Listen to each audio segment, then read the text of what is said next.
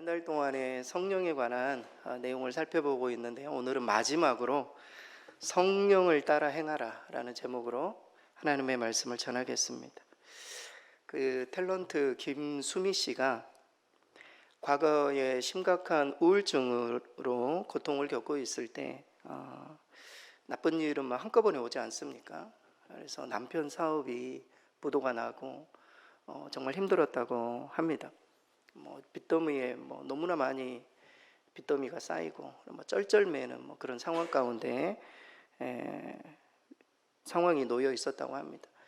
돈이 너무나 필요한데 친척들에게 좀 도와달라고 이야기를 했더니 친척들은 돈이 있었음에도 불구하고 김수미 씨를 외면하고 급한 대로 동료들에게 아쉬운 소식을 전하면서 100만 원씩 때로는 200만 원씩 이렇게 빌려가면서 이 빚을 좀 해결하려고 노력을 하고 있었습니다. 그런데 이 사실을 알게 된 김혜자 씨가 김수미를 만나서 정색하면서 이렇게 말했다고 합니다. 야, 너 왜 나에게는 돈 빌려달라는 소리 안 해? 추접스럽게 몇백만 원씩 꾸지 말고 필요한 돈 얼마나 되냐 이렇게 물었다는 거예요.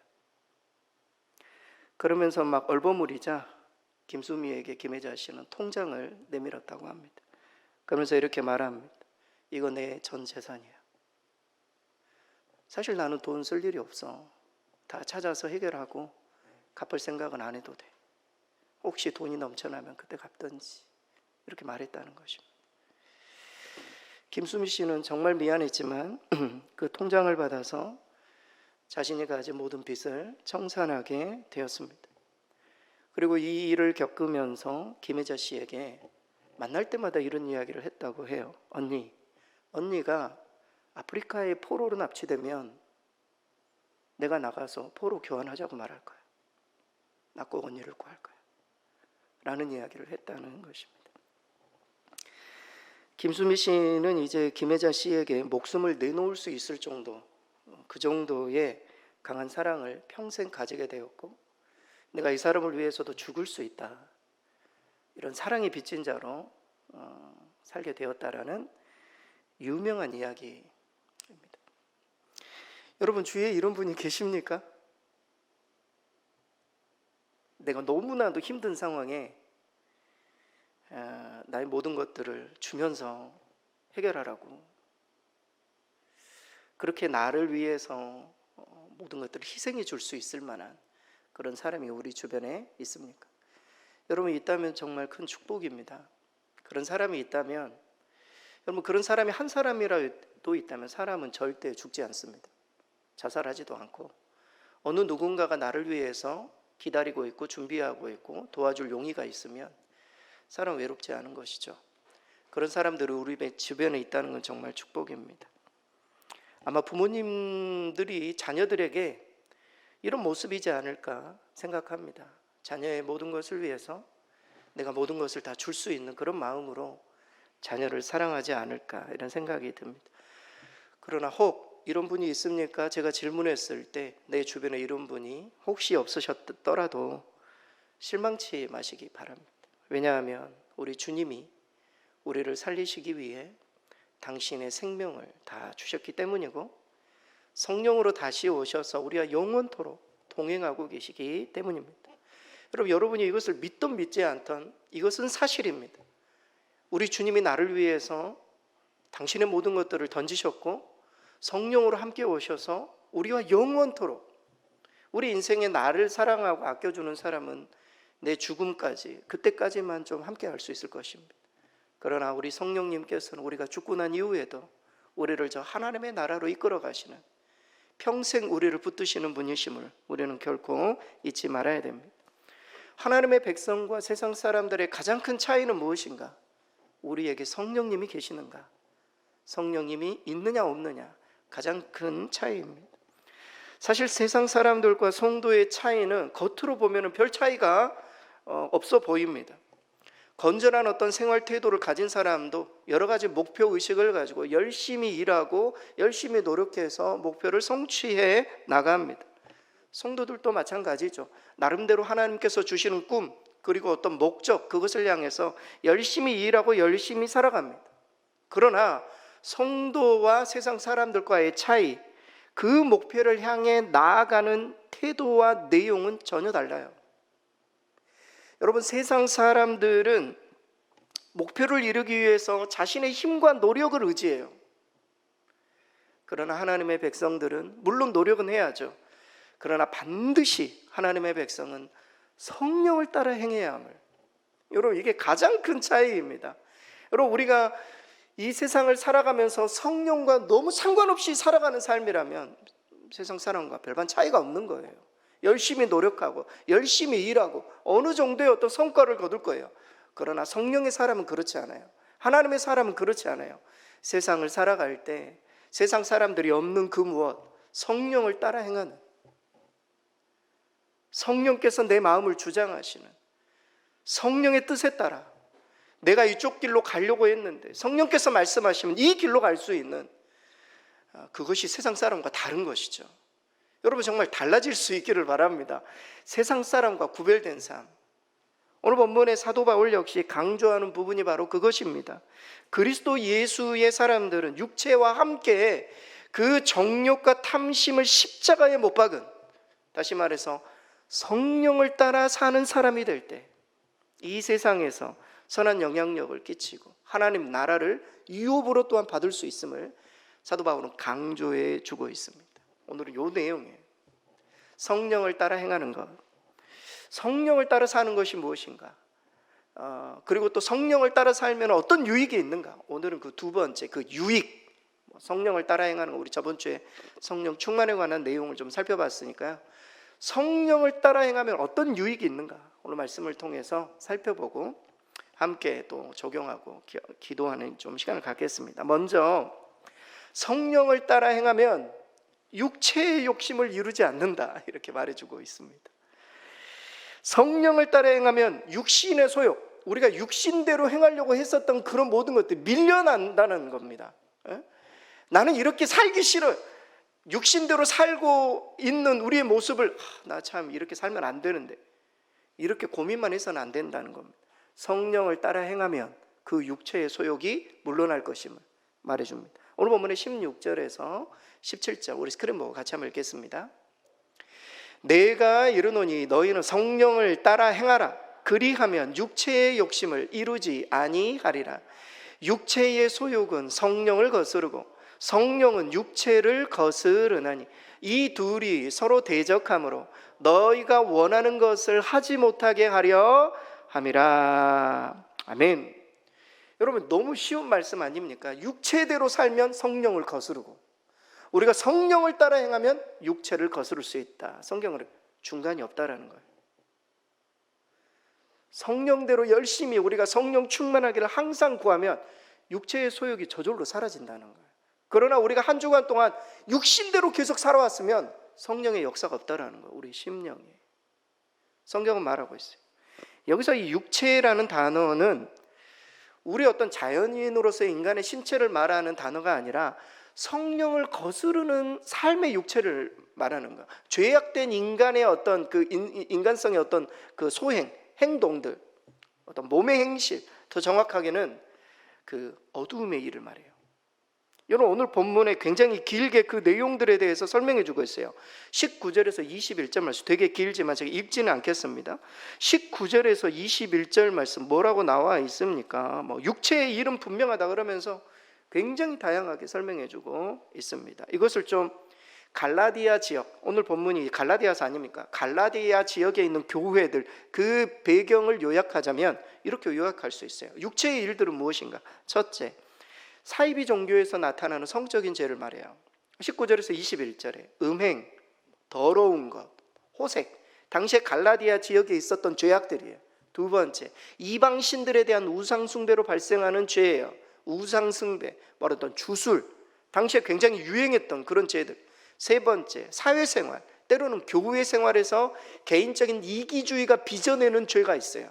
원수 맺는 것, 분쟁하는 것, 시기하는 것, 분내는 것, 당 짓는 것, 이단, 이런 것들, 이런 죄악들, 육신의 일이라는 것. 네 번째, 이교도의 생활 방식을 따라 사는 죄, 투기하는 것, 술 취하는 거, 방탕하는 거, 요약해 놓고 있어요. 당시에 육신을 따라 행하는 사람들이 너무나 많았다는 거예요. 육신을 따라. 성령을 따라 살고 싶지만 육신을 따라 너무나 육신적인 일들, 과거의 어떤 생활의 습관들이 있지 않습니까? 이것을 넘어서지 못하는. 그래서 그러니까 성령에 대해서 아무리 이야기를 해도 육신의 일이 너무 크다 보니까 성령 충만한 삶을 살지 못하는. 사도 바울이 아주 단정적으로 이야기를 하는 거예요. 성령을 따라 행해야 육신의 일이 멀어진다. 성령을 따라 행해야 이 모든 것들이 서로 대적해서 그 육신의 일들이 밀려날 수 있다. 사도 바울은 아주 강력하게 이야기를 해주고 있습니다. 여러분들, 오늘 방금 이렇게 읽었었던 이 육신의 일들이 갈라디아 지역의 사람들만의 일입니까? 우리에게도 다 있는 것 아닙니까? 우리에게도 성적인 연약함이 있고 세상의 우상을 섬기는 마음이 있고 이기주의적인 마음으로 때로는 분열하고 분쟁하고 세상에 물든 죄의 열매가 우리 10년 가운데 얼마나 많이 있습니까? 그것이 우리를 지배하며 성령을 따라 살지 못하는, 성령을 거스르는 삶을 살게 됨을 말해주고 있습니다. 그런데 우리는 우리의 힘과 의지로 이러한 어떤 육신의 일들을 이겨내기가 너무 힘들다라는 것입니다. 사실 못하는 겁니다. 여러분, 육신의 일을 한번 이겨보려고 한번 해보셨습니까? 어떤 사람은 육신의 어떤 그 탐욕, 육신의 어떤 그런 어떤 죄악, 이것을 이겨내기 때로는 절에 가기도 하고, 어떤 사람은 정말 좀 묵상하기도 하고, 그러면서 아무튼 이 육신의 어떤 이 악한 어떤 본성들을 이겨내기 위해서 노력하지만, 그것을 노력하면 할수록 사람은 낙심하고 내가 얼마나 연약한 사람인지 깨닫게 될 뿐, 그것으로부터 온전하게 자유할 수가 없는 것이죠. 그래서 사도 바울은 이것을 이길 수 있는 방법, 그걸 소개하는 것이죠. 성령을 따라 행하라는 것. 성령을 따라 행하라. 성령을 따라 행하라. 육신의 일을 없애기 위해 노력하는 것보다 성령을 따라 행하면 육신과 성령이 서로 대적함으로 육신의 욕심이 물러가게 됨을 말해주고 있습니다. 성령을 따라 행하는, 이것을 하지 말아야 되겠다 이런 결단도보다 성령이 기뻐하시는 일을 행하면 이 육신의 일들이 밀려갈 수 있음을 성경은 말해주고 있습니다. 이건 적당한 예인지 모르겠지만 이런 것과 똑같습니다. 어떤 미혼 남자가 있었어요. 미혼 남자가 있었는데 어떤 여성을 굉장히 오래 사귀었어요. 애인이죠. 애인을 오래 사귀다가 어느 순간 서로 안 맞구나 이렇게 생각하고 결국에는 선을 봐서 사랑하는 사람을 만나서 결혼을 하게 되었습니다. 굉장히 빠른 속도로 결혼을 해서 유부남이 되었어요. 그런데 유부남이 되었지만 자기가 오래 사귀어왔었던 옛 애인이 단번에 정리가 되는가? 제 경우는 아닙니다. 단번에 정리가 되는가? 그러기가 쉽지 않죠. 왜냐하면 너무나 오래 사귀어왔기 때문에 쉽지가 않습니다. 그것을 끊으려고 해도 만약에 옛 애인이 전화를 해요. 결혼식은 잘했니? 요즘 어떻게 지내니? 만약에 계속 그렇게 연락을 한다고 생각해 보시기 바랍니다. 그러면은 이 유부남은 조금씩 마음이 흔들릴 수도 있을 것입니다. 여러분, 이게 우리 어떤 신앙생활과 비슷합니다. 우리가 마치 세상과 우리가 버타면서 세상을 짝하면서 얼마나 수십 년을 살다가 예수님 만나가지고 우리의 심령이 완전히 바뀌었죠. 정말 예수님과 결혼한 유부남이 되었단 말이에요. 그러나 옛사람이 가만둡니까?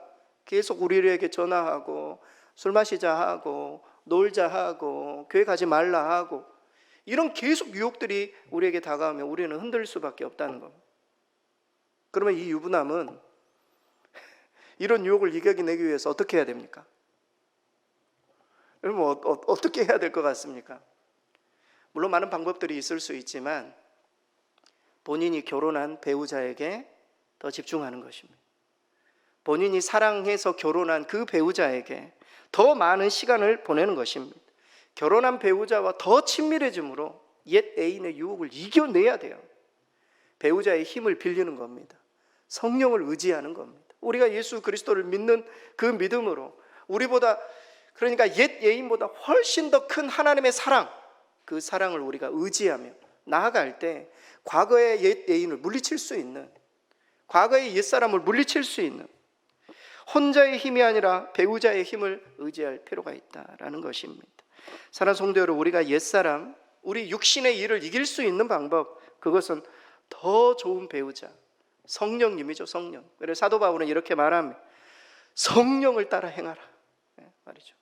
그래야 육체의 욕심, 육체의 어떤 소욕을 이길 수 있다, 그렇게 말해주고 있습니다. 여러분, 우리가 신앙생활 하면서 아직도 그 옛사람, 우리 과거에 주님을 믿기 전에, 아니면은 믿었음에도 불구하고 아직도 내 어떤 육신의 연약함으로 인해서 자꾸 넘어지고 쓰러지는 그런 연약함이 있다면 우리는 더더욱 성령을 따라 행해야 돼요.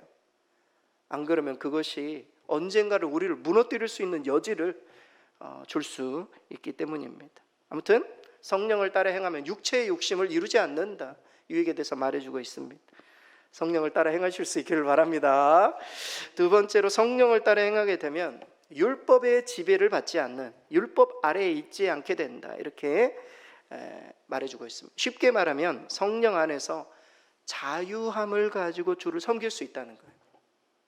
율법의 지배, 여러분, 우리가 신앙생활을 하고 하다 보면 의무적으로 예배를 드리고 의무적으로 교회를 섬기고 이렇지 않게 된다는 거예요. 우리가 성령을 따라 행하면 율법이 아니라, 어떤 법이 아니라 내 안에 있는 영적 자유함을 가지고 기쁨으로 주를 섬길 수 있음을 말합니다. 오늘 본문의 18절 말씀 스크린 보고 같이 한번 읽겠습니다.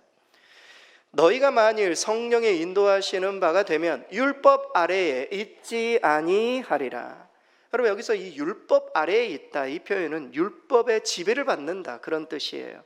성령이 주시는 자유가 아니라 율법의 메인 종의 모습으로 살아가는, 이런 의미예요. 당시 거짓 교사들은 자꾸 이야기를 했어요. 예수님을 믿고 복음 안에서 자유함을 얻었음에도 할례를 받아야 된다고 계속 이야기를 하고, 율법을 지켜야 자기의 어떤 의로움을 충족시켜야 말 그대로 의롭게 될 수 있다, 이렇게 거짓 가르침을 했어요. 여러분, 갈라디아서를 처음부터 읽어보시면 율법이란 이야기 되게 많이 나와요. 율법으로 돌아간 사람들이 너무나 많았던 거예요. 자꾸 거짓된 가르침들을 하니까. 그러한 율법의 지배 아래 있지 않도록 우리가 성령을 따라 행하면, 성령의 인도하심을 받게 되면 율법의 지배 아래 놓이지 않게 된다, 이렇게 말합니다. 더 쉽게 표현하면 성령을 따라 행하면 율법, 즉 어떤 의무로 그리스도를 따르고 이웃을 섬기는 것이 아니라 성령은 우리가 저절로 마음을 다해 주님을 따르도록 하게 한다. 여러분, 이게 얼마나 큰 축복입니까? 여러분, 목회자가 목회를 하는데 의무로 한다고 생각해 보시기 바랍니다. 이거 안 하면 내가 생활이 안 돼요.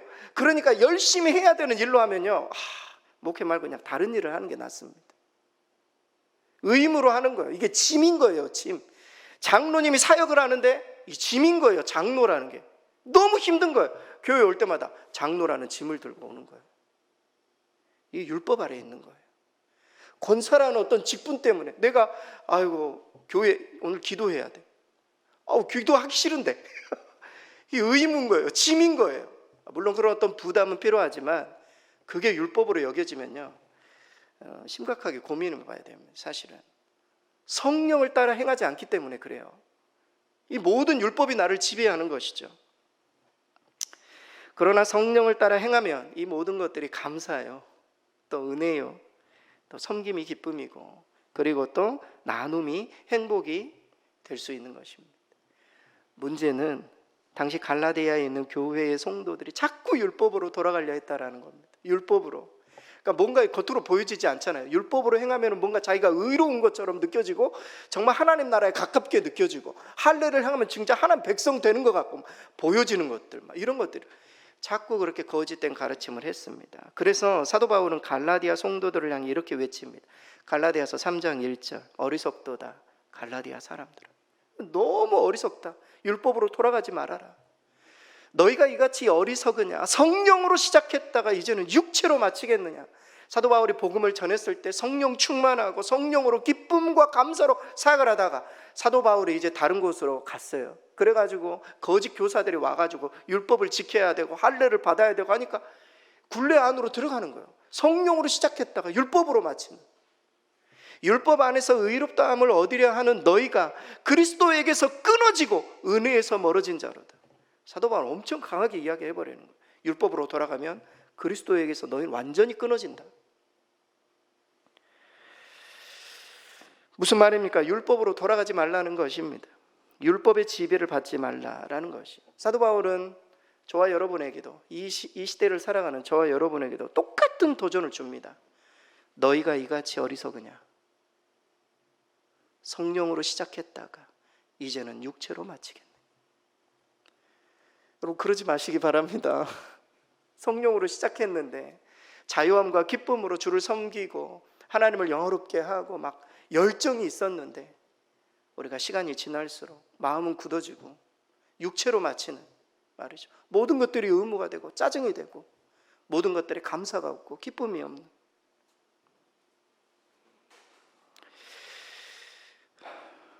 혹시 의무감 때문에, 때로는 직분 때문에 우리가 주의 일들을 감당하고 있다면 주님이 이렇게 말씀하십니다.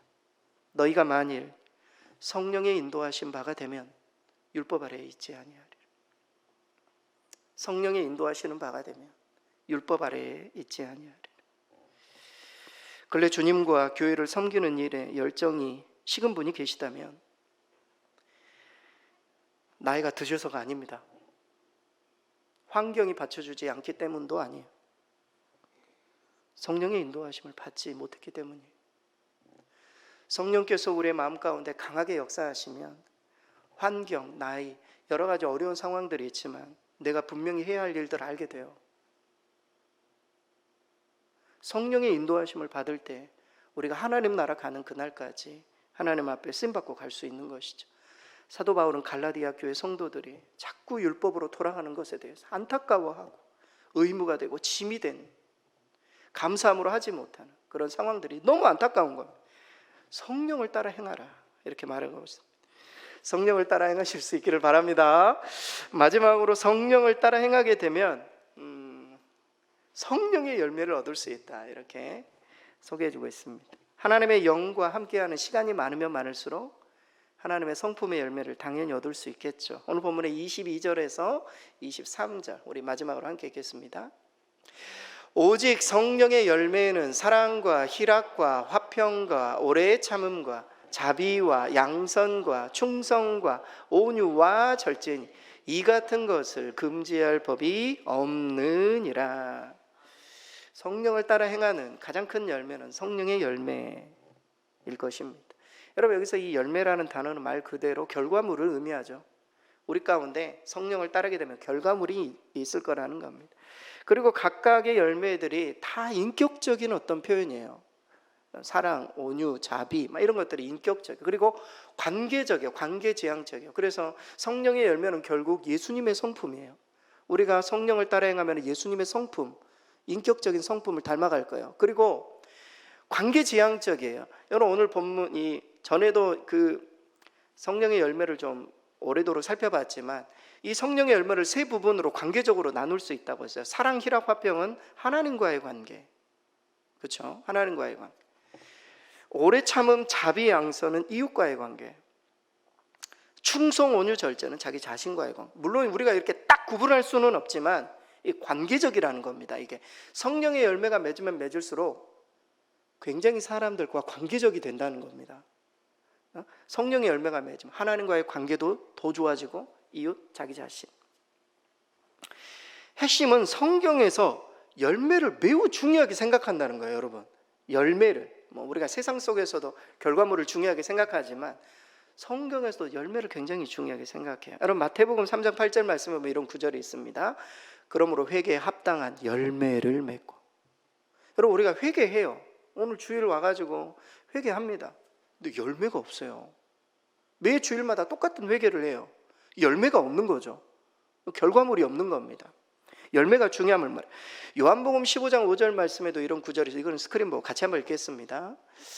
나는 포도나무요 너희는 가지라. 그가 내 안에 내가 그 안에 거하면 사람이 열매를 많이 맺나니 나를 떠나서는 너희가 아무것도 할 수 없음.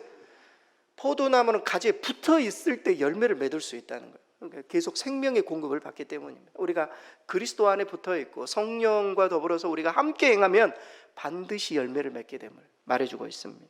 빌립보서 1장 11절 말씀 우리 스크린 보고 같이 한번 읽겠습니다. 예수 그리스도로 말미암아 의의 열매가 가득하여 하나님의 영광과 찬송이 되기를 원하노라. 우리 모두도 의의 열매가 가득하여서 하나님 앞에 영광과 찬송이 되고. 그러니까 성경은 되게 열매를 강조하고 있다라는 것입니다. 마치 우리가 마지막 날 하나님 앞에 평가를 받을 때 우리는 믿음으로 말미암아 구원을 받지만 하나님 앞에서 우리를 평가하실 때, 하나님 우리를 평가하실 때 어떤 열매를 거두었는가 이것을 보실 거라는 겁니다. 이 열매 굉장히 중요하다. 문제는 하나님께서 우리의 영적 상태 이를 점검하고 평가하실 때 그 사람이 얼마나 화려한 꽃을 피웠는가, 이렇게 겉모습 이런 것들도 물론 보시겠죠. 그러나 그 사람이 맺고 있는 내적인 열매, 성령의 열매가 다 그런 거예요. 내적인 열매였어요. 내적인, 물론 관계적이긴 하지만 인격적인 열매, 이 부분에 굉장히 포커싱하고 있다라는 거예요. 포커싱. 여러분, 우리 그 마태복음 7장 15절에서 20절 말씀에 보면은 굉장히 좀 긴 내용이지만 우리 같이 한번 열매에 대해서 굉장히 우리 주님의 말씀입니다. 15절에서 20절 스크린 보고 같이 한번 읽겠습니다. 거짓 선지자들을 삼가라. 양의 옷을 입고 너희에게 나아온 속에는 노략질하는 일이라. 그들의 열매로 그들을 알지니 가시나무에서 포도를 또는 엉겅퀴에서 무화과를 따겠느냐.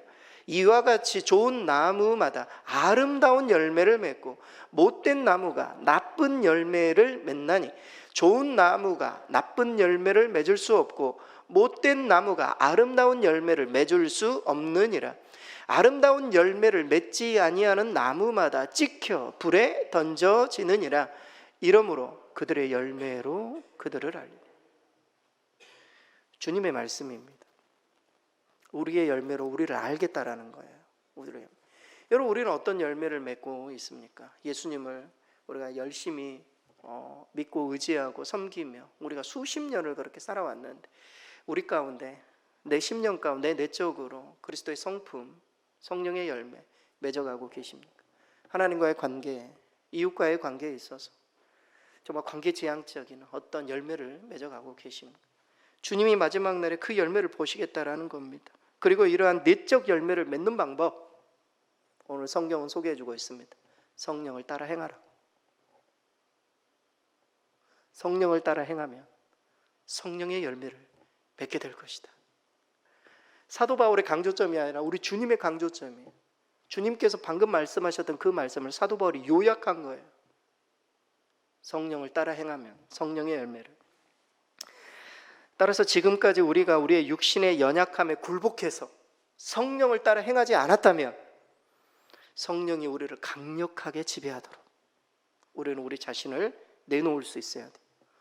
성령의 충만함을 받을 수 있도록. 우리 저번 주에 나누었죠. 성령의 충만을 위해서 말씀을 사모하고 세상의 술에 취하지 말고 하나님 앞에 범사에 감사하고 성령의 충만함, 성령을 따라 행할 수 있도록. 세상 사람들처럼 내 힘과 능력을 의지하기보다는 성령의 능력을 의지할 수 있도록, 성령을 따라 행할 수 있도록 성령을 따라 행하실 수 있기를 바랍니다. 정말 성도들의 축복입니다. 결론입니다. 리더십의 대가인 맥스웰이라는 목사님이 있습니다. 이 목사님이 40년간 리더십을 연구한 끝에 리더십을 이렇게 정의했습니다. 리더십은 바로 영향력이다. 리더십, 사람들에게 영향력, 이게 선한 영향력이든 나쁜 영향력을 끼치면 나쁜 리더십이죠. 선한 영향력을 끼치면 선한 리더십이 되겠습니다. 성도인 우리가 세상에 영향력을 주기 위해 가장 먼저 전제해야 하는 것이 있어요. 그것은 내가 누구에게 영향을 받는가 하는 거예요. 내가 영향력을 주기 위해서는 내가 누구에게 영향을 받는가. 성경은 말해요. 성령을 따라 행하라고. 성령께 영향력을 받으면 성령의 영향력을 사람들에게 전할 수 있다고 말해 줍니다. 사도 바울은 권면합니다. 내가 이르노니 너는 성령을 따라 행하라. 그리하면 육체의 욕심을 이루지 아니하리라. 정말 내가 속한 영역에서 선한 영향력을 주고 하나님 나라를 유업으로 받고 싶으시다면 성령을 따라 행하시길 수 있기를 바랍니다. 성령의 영향력 아래 들어오실 수 있기를 바랍니다. 그러면 반드시 선한 영향력을 끼치며 주의 일을 의무가 아니라 자유함으로 감당할 수 있게 될 것입니다. 성령의 열매도 거두시고, 아무튼 성령을 따라 행하시는 저와 여러분 되실 수 있기를 바랍니다.